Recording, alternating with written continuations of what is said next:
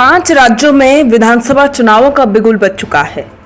तैयारियां बड़ी जोरों शोरों से चल रही हैं। एक तरफ जहां राजनीतिक दल अपनी तैयारी कर रहे हैं, तो वहीं दूसरी तरफ चुनाव आयोग भी इस चुनाव को सफलतापूर्वक करवाने के लिए अपनी तैयारियों में जुटा हुआ है। एक बार फिर से सभी के मन में ये सवाल पैदा हो गया है कि क्या वाकई में ईवीएम मशीन ज्यादा सही है या फिर बैलेट पेपर ज्यादा सही था।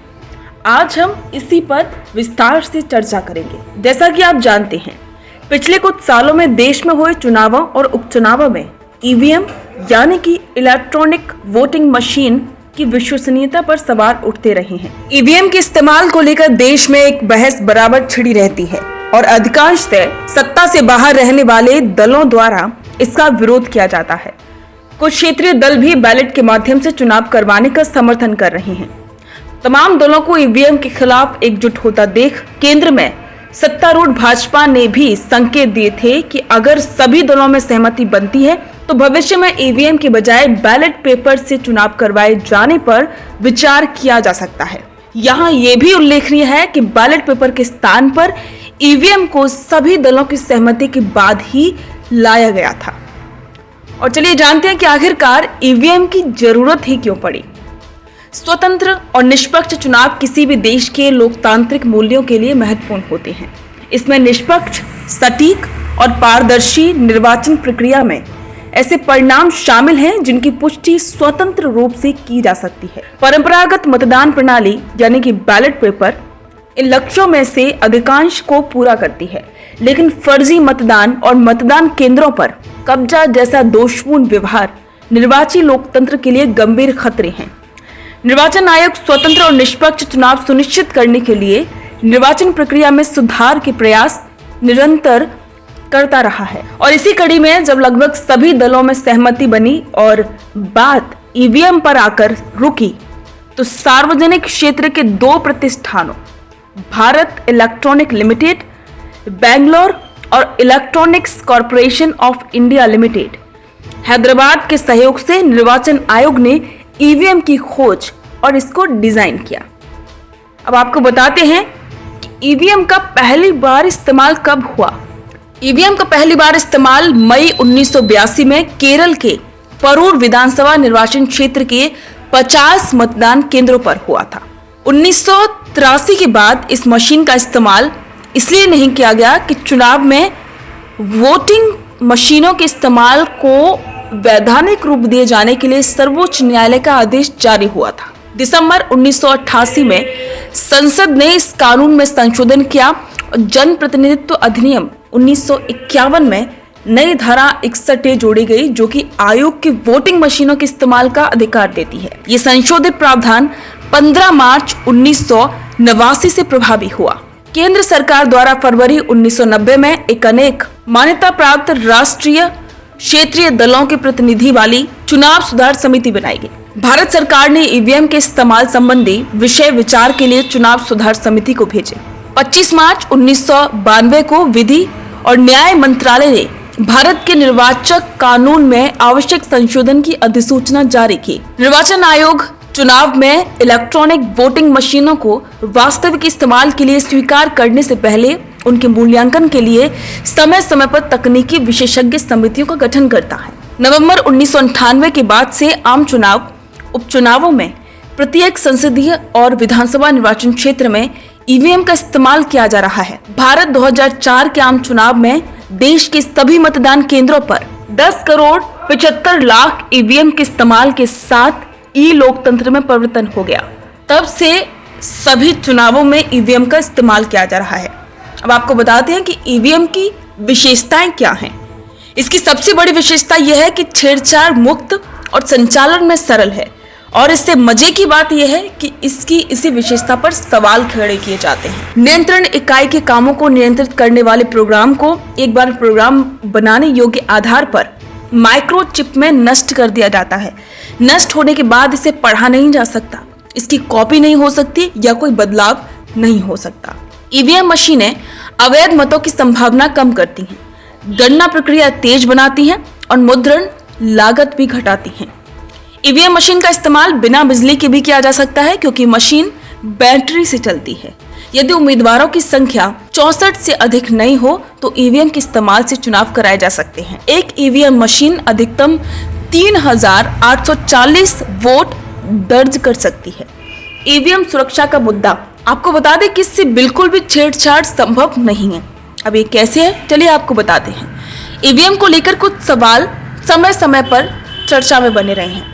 इनके जवाब में निर्वाचन आयोग बार बार कहता रहा है कि ईवीएम और उनसे संबंधित प्रणालियां सुदृढ़, सुरक्षित और छेड़खानी मुक्त हैं।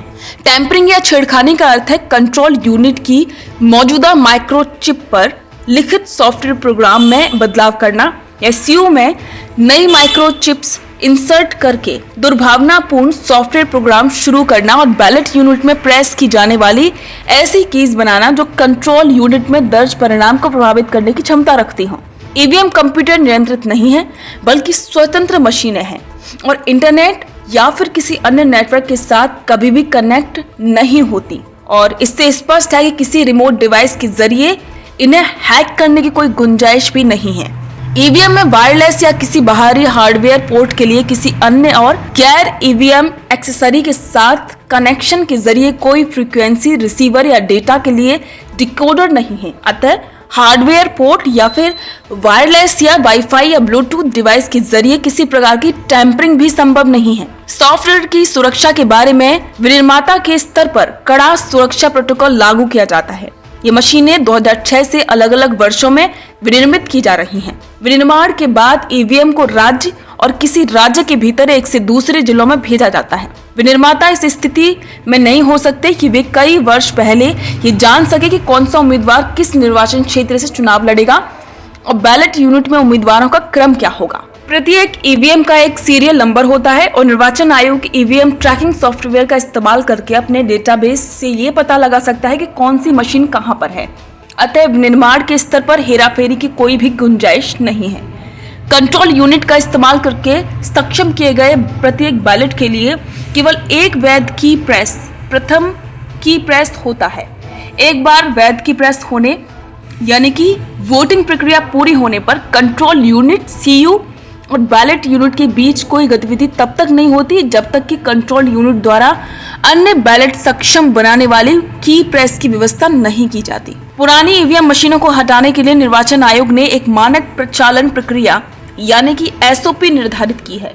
ईवीएम और उनके चिप को नष्ट करने की प्रक्रिया को विनिर्माताओं की फैक्ट्री के भीतर राज्य मुख्य निर्वाचन अधिकारी या उसके प्रतिनिधि की मौजूदगी में अंजाम दिया जाता है। ईवीएम मशीन को 100% टैंपरिंग मुक्त बनाने के लिए कई अन्य कदमों के अलावा one time programmable micro controllers, की कोड्स की डायनेमिक कोडिंग, प्रत्येक की प्रेस की तिथि और समय की स्टाम्पिंग, उन्नत इंक्रिप्शन प्रौद्योगिकी और ईवीएम लॉजिस्टिक्स के संचालन के लिए ईवीएम ट्रैकिंग सॉफ्टवेयर जैसी सर्वाधिक परिष्कृत प्रौद्योगिकियों का उपयोग किया जाता है। नए मॉडल के ईवीएम में टेम्परर डिटेक्शन और सेल्फ डायग्नोस्टिक्स जैसी अतिरिक्त विशेषताएं भी हैं। आपको जानकारी दे दें कि सॉफ्टवेयर प्रोग्राम कोड दोनों निर्माता कंपनियों द्वारा आंतरिक तरीके से तैयार किया जाता है और उन्हें आउटसोर्स नहीं किया जाता। सॉफ्टवेयर प्रोग्राम कोड दोनों निर्माता कंपनी द्वारा आंतरिक तरीके से तैयार किया जाता है और उन्हें आउटसोर्स नहीं किया जाता।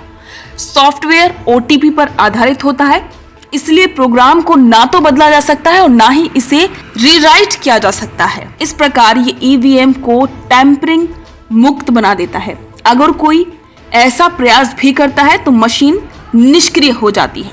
यानी कि आप समझ ही सकते हैं कि ईवीएम से किसी प्रकार की छेड़खानी संभव है ही नहीं। ईवीएम के साथ साथ आपने एक नाम और सुना होगा, वीवीपैट। चलिए इसको भी समझ लेते हैं। ईवीएम से छेड़छाड़ के निरंतर लगने वाले आरोपों के चलते निर्वाचन आयोग ने फैसला किया कि भविष्य में होने वाले लोकसभा और राज्यसभा के सभी चुनावों में वीवीपैट अर्थात मतदाता सत्यापित पेपर ऑडिट ट्रेल का इस्तेमाल किया जाएगा। चलिए आपको बताते हैं कि ये है क्या। वीवीपैट मशीनें ईवीएम के माध्यम से डाले जाने वाले हर मत का प्रिंट आउट देती हैं, जो एक बॉक्स में एकत्रित होते हैं। इनका उपयोग चुनावों से संबंधित किसी भी विवाद का निराकरण करने के लिए किया जाता है। ईवीएम की तरह इससे भी भारत इलेक्ट्रॉनिक्स लिमिटेड और electronic corporation of India limited द्वारा डिजाइन किया गया है। वीवीपैट का सर्वप्रथम उपयोग 2013 में नागालैंड के निर्वाचन में किया गया था। तो अब तो आप समझ ही गए होंगे, इन सभी बातों से ये स्पष्ट होता है कि ईवीएम पूरी तरीके से सुरक्षित है और इसमें किसी भी प्रकार की धांधली संभव नहीं है।